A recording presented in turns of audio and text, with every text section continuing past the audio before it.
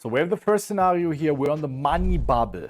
15, 17 big blind 3-bet us. And I see a lot of players not really understanding what's going on, and your main agenda is just to fold your way into the money. In order to understand this spot, let's have a look how big blind is supposed to respond here. This is what big blind is supposed to do in theory, and I would disagree here.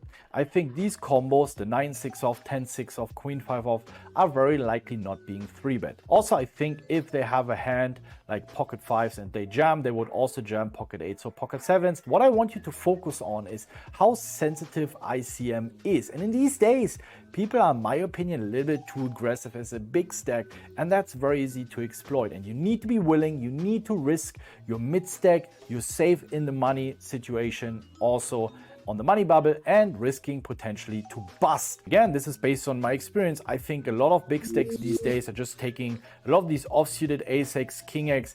Maybe you could argue they're taking less of the offsuited queen-x, are 3-betting more of the offsuited aces combos.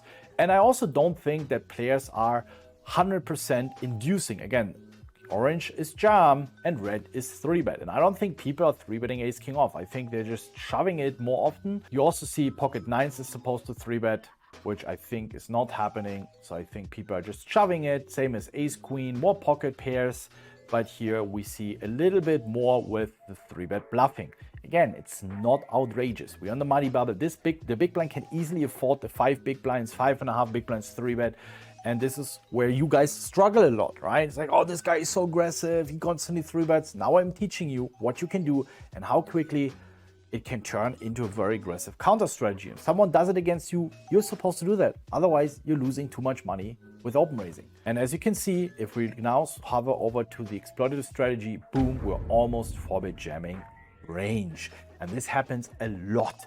Even if there's big ICM, if they 3-bet way too much, not even way too much, a little bit more against your 15, 16, 17 big blind stack, you can just 4-bet jam your entire range. And you might have seen me doing this on stream. I was like, I know this guy is to lose. I just 4-bet jam my hand, even though it looks like a punt. All right.